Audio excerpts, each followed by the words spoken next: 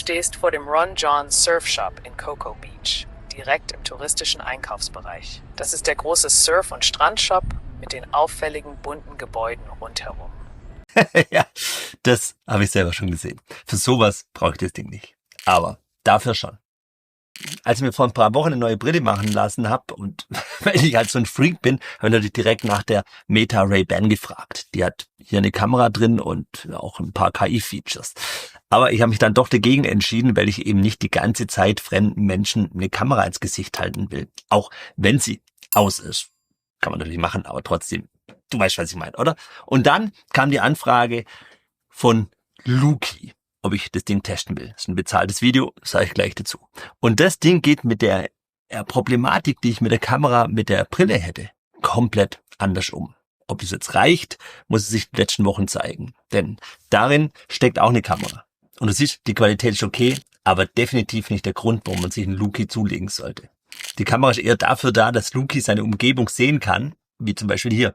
Wie übersetzen wir dieses Schild hier?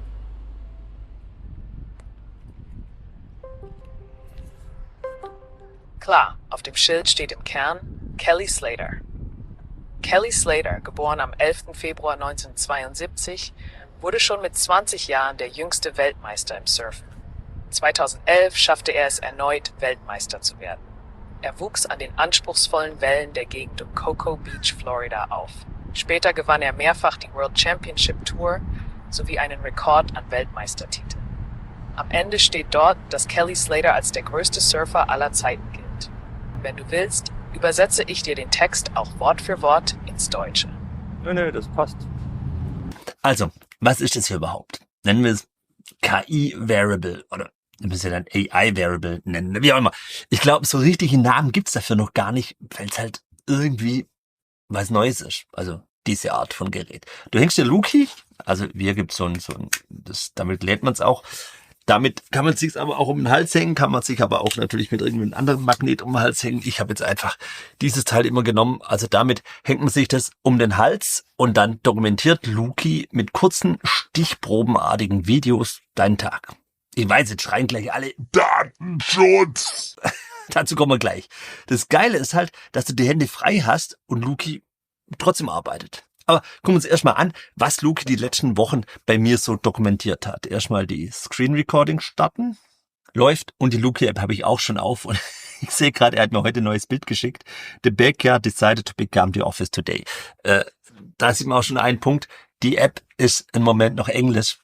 Deutsche Version kommt bestimmt irgendwann.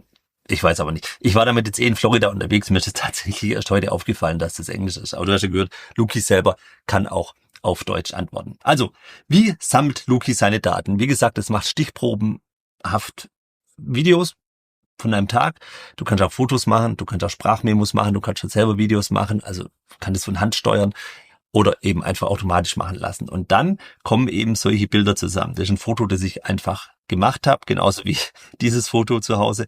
Aber auch so, wenn man einfach Luki mitdokumentieren lässt, kommen solche Comics raus und das ist halt echt cool. Die werden über Nacht dann erstellt. Solche Fotos hier, die kommen ziemlich schnell. Aber solche Comics, die werden über Nacht dann erstellt. Und dann freut man sich am nächsten Tag einfach. Das hier kam auch ganz schnell. Ja, es ist schwer zu erklären, aber es macht einfach super Spaß. Und neben diesem Journal, wo wir hier sind, also hier kann man auch noch auf For You gehen. Da sind dann noch ein bisschen, wie soll ich sagen, detailliertere Sachen drin. Außerdem macht er da kleine Vlogs. Können wir uns gleich noch angucken. Genauso wie hier im Live-Log. Da sieht man jetzt die ganzen Tage, wo ich jeweils was aufgenommen habe oder was ich da aufgenommen habe. Und dann kann man hier sich angucken, was eben Luki aufgenommen hat. Ach, das war jetzt die Rückreise. Da sind wir zurück aus dem Urlaub gekommen. Da habe ich gar nicht so viel gemacht, weil wir die ganze Zeit im Flieger waren. Hier haben wir natürlich deutlich mehr aufgenommen, wenn wir noch unterwegs waren. Ach nee, das war auch schon eine Rückreise. Boah, es hat echt lange gedauert, zurückzukommen. Ja, aber egal, jetzt gucken wir hier mal an. Da kann man sich die Bilder angucken. Erstmal die Favoriten, die er gemacht hat. Oder man guckt sich alle an. Was heißt Bilder? Er macht halt immer kleine Videos. Ja, da gibt's bestimmt irgendwie Theater wegen Packen. Gucken wir mal.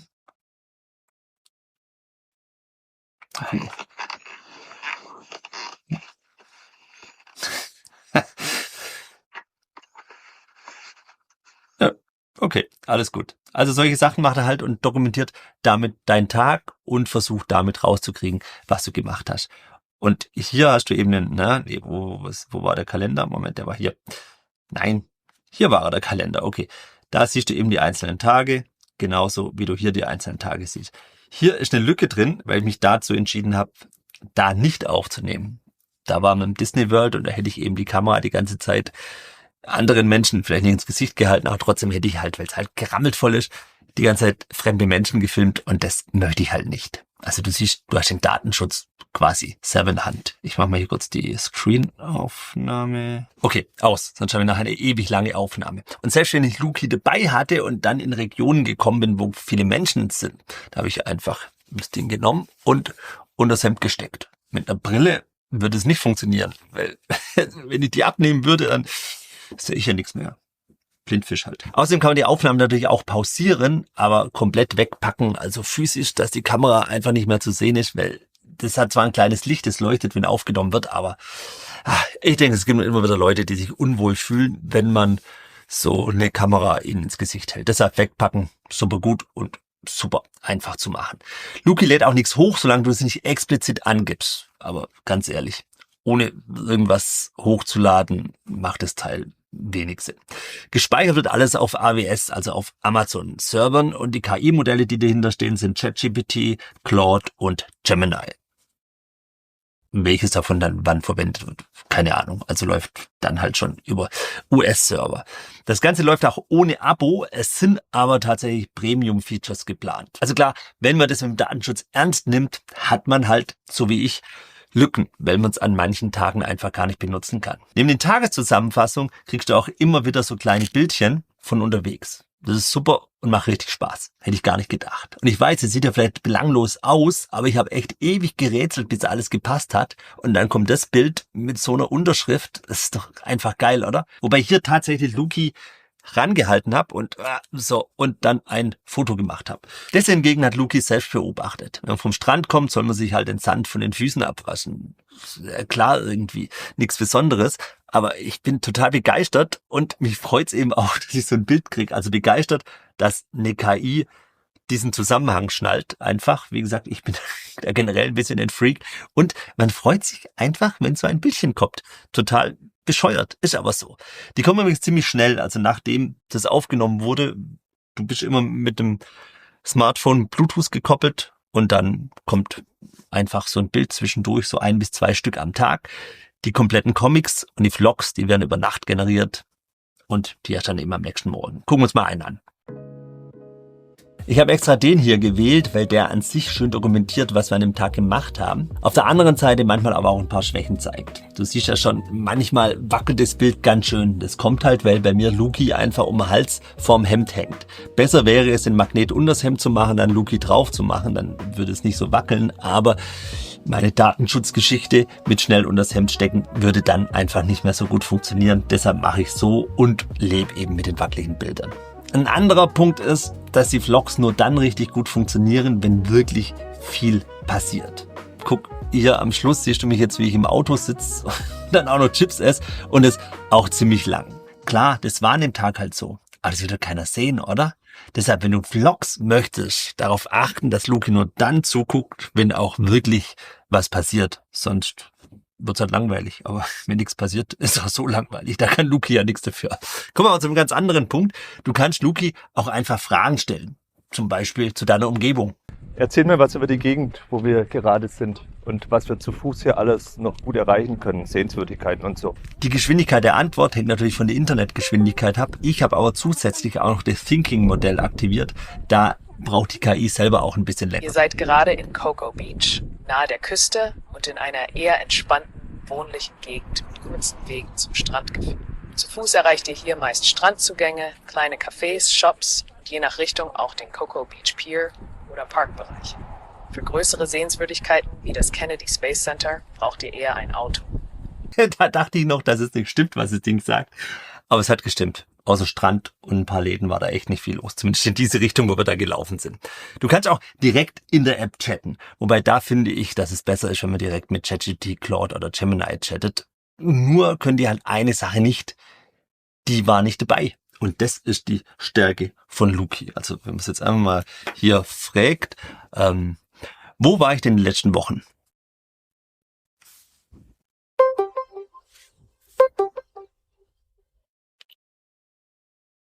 In den letzten Wochen warst du vor allem in Cocoa Beach, Merritt Island, Madeira Beach, Orlando, Lakeland, St. Petersburg und Bergfelde Hohenneuendorf unterwegs.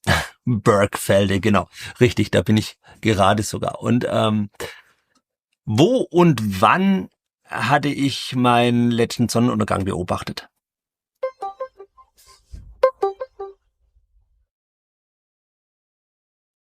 Deinen letzten Sonnenuntergang hast du sehr wahrscheinlich am 3. August in Cocoa Beach gesehen. Bei deinem langen Abendspaziergang in der Nähe vom Cocoa Beach Pier gegen 20 Uhr.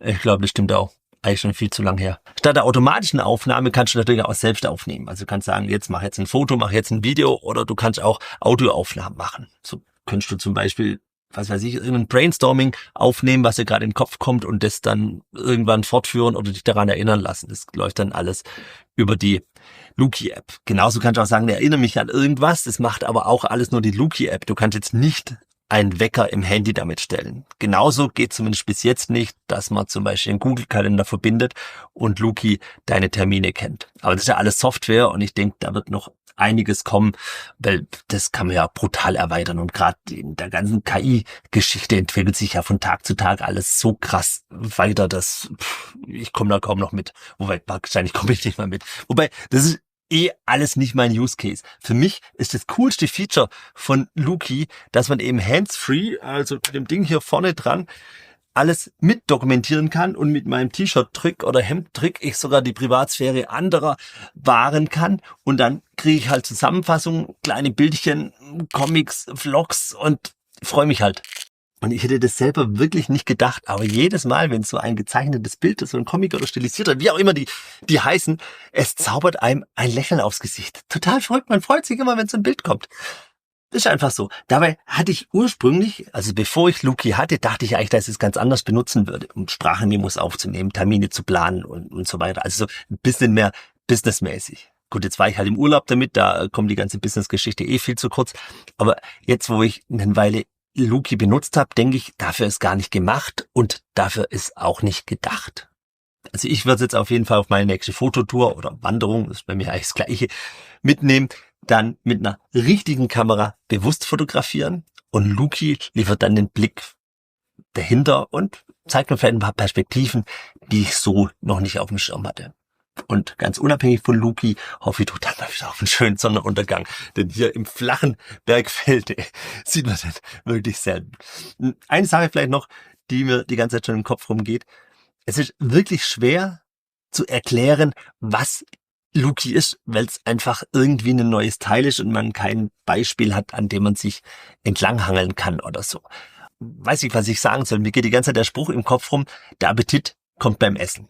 Denn so ist bei mir auch. Man muss es erstmal benutzen und sehen, was man kann, was man machen kann, dass man ein Gespür dafür kriegt, wie cool das eigentlich ist. Ich verlinke dir Luki unten drunter natürlich, und dann freue ich mich auch auf deinen Kommentar, auch wenn die ganze KI-Geschichte ja hier und da ein bisschen kontrovers ist, vor allem wenn man sich so ein Teil hier die ganze drum hängt. Ich freue mich trotzdem drauf.